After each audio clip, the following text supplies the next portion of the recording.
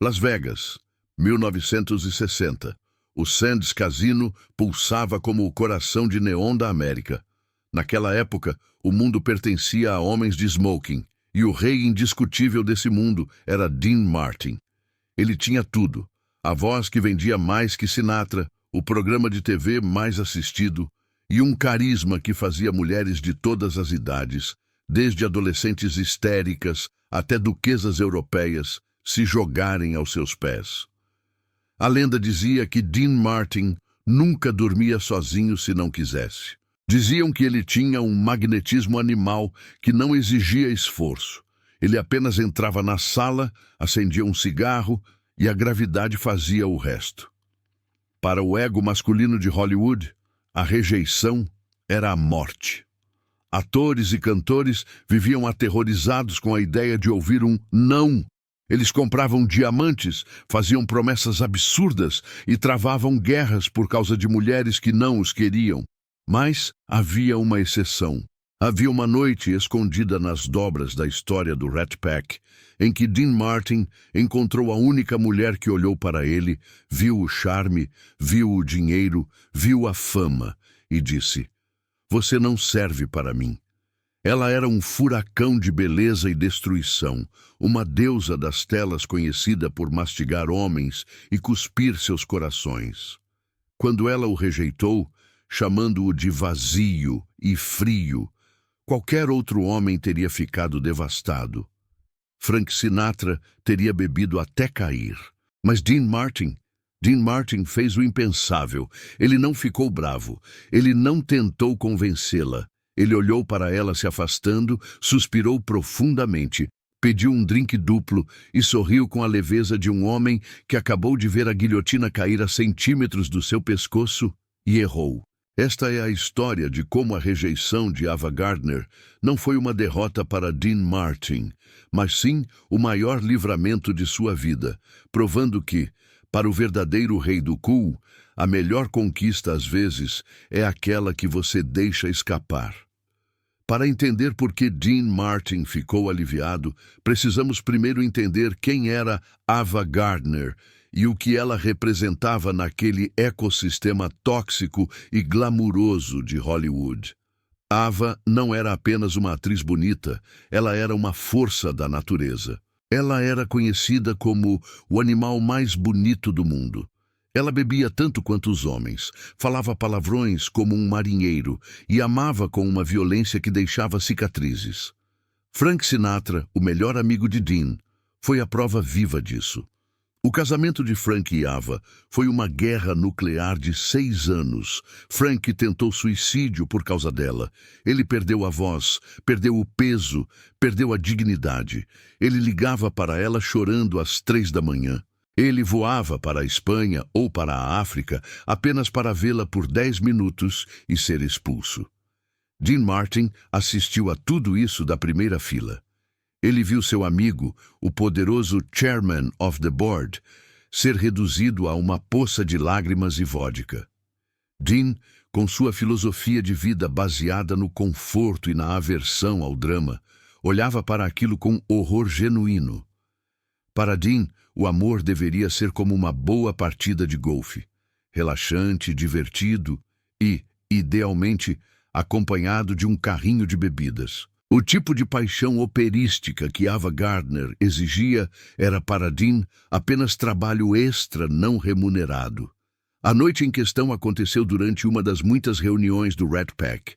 Frank e Ava já estavam separados, mas a tensão sexual e o ódio ainda pairavam no ar sempre que se encontravam.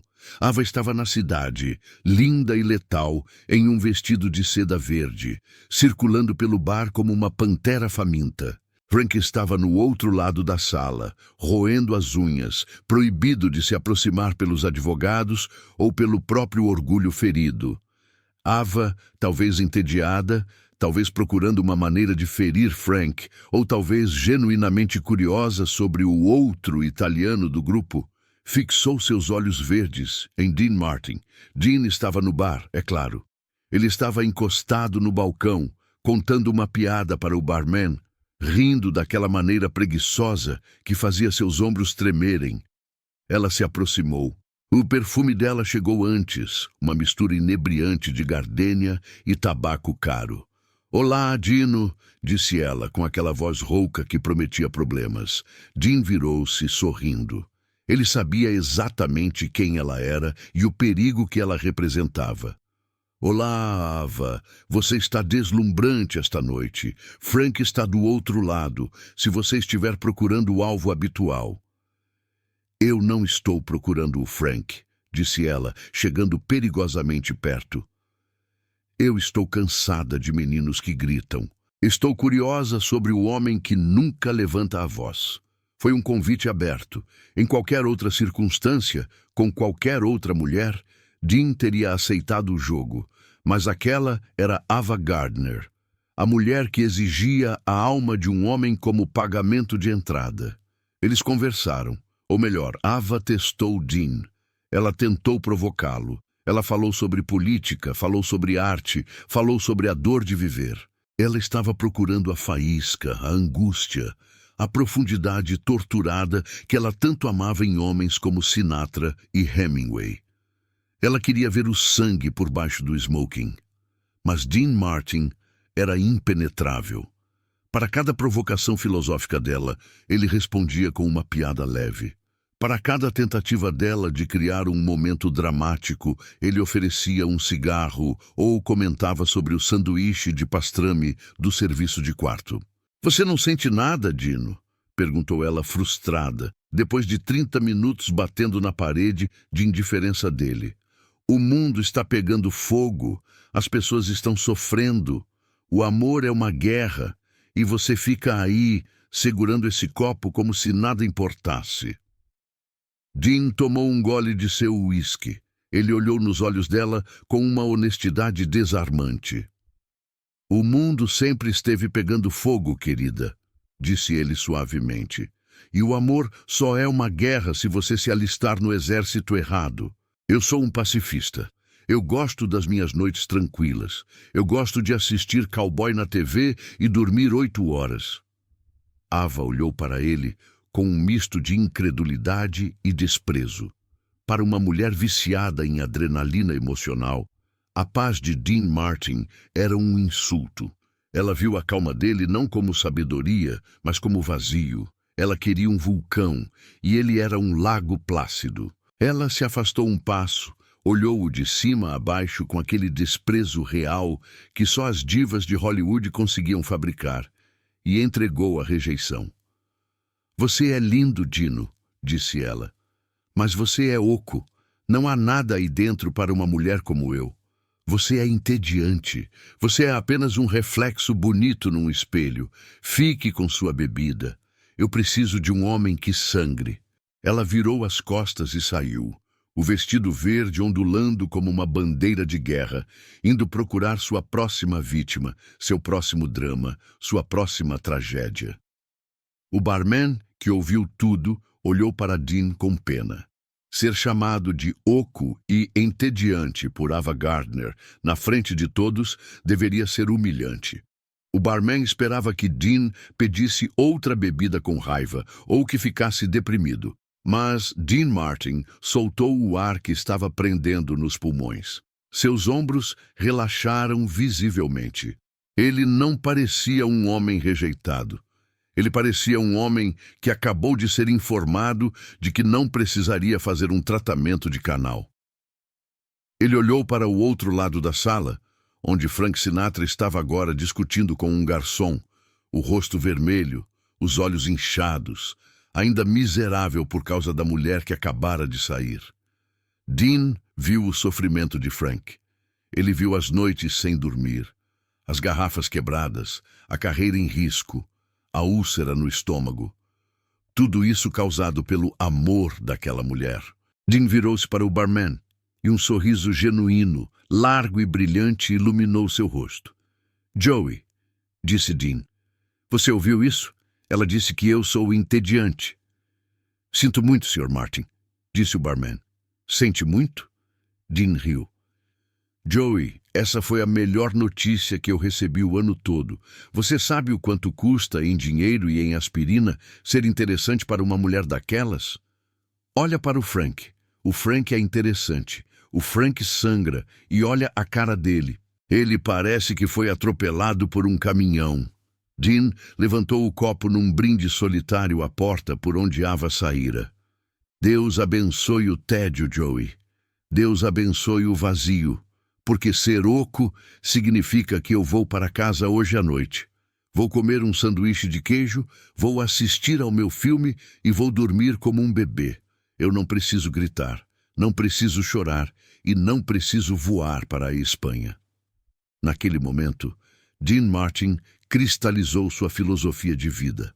A rejeição de Ava Gardner não foi uma falha dele, foi a confirmação de sua vitória. Ela o rejeitou porque ele se recusou a sofrer.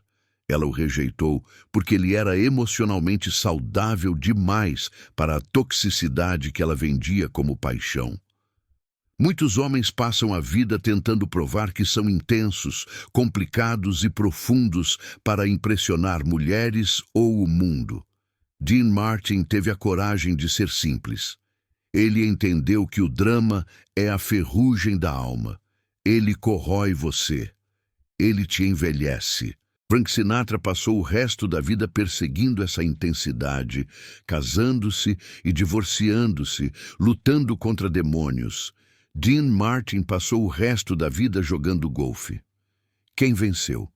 Depende do que você valoriza. Se você valoriza a arte trágica, Frank venceu. Mas se você valoriza a vida boa, a paz de espírito e a pressão arterial baixa, Dean foi o campeão invicto. A história da rejeição de Ava circulou, claro. As pessoas sussurravam que Dean não deu conta dela. Mas Dean nunca se importou em corrigir a fofoca. Ele sabia a verdade. Ele sabia que não dar conta de um furacão é apenas outra maneira de dizer que você foi esperto o suficiente para fechar as janelas e ficar dentro de casa. Anos mais tarde, quando Ava Gardner estava vivendo seus últimos anos em Londres, sozinha e amargurada, e Frank ainda estava lutando suas batalhas, Dean Martin estava em Beverly Hills, jantando em seu restaurante favorito, o La Família. Alguém mencionou o nome de Ava. Dean parou de comer sua massa por um segundo. Ele não demonstrou rancor. Ele não demonstrou saudade. Uma grande mulher, disse ele. Muita energia, cansativa, mas uma grande mulher. E então voltou a comer. Essa é a essência do cool. Não é apenas conseguir a garota, é saber qual garota não conseguir. É ter a sabedoria de reconhecer quando a vitória seria, na verdade, uma derrota disfarçada. Naquela noite em Las Vegas, Ava Gardner achou que estava quebrando o ego de um cantor superficial. Na verdade, ela estava dando a ele o maior presente possível, a liberdade. Dean Martin foi rejeitado pela mulher mais desejada do mundo e ficou aliviado. Porque ele sabia algo que a maioria dos homens leva uma vida inteira para aprender.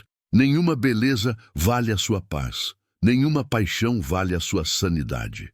E às vezes, quando a vida lhe diz não, ela está, na verdade, lhe fazendo um favor gigantesco. Dean aceitou o favor, pagou a conta e foi dormir, o homem mais feliz e mais entediado de Las Vegas.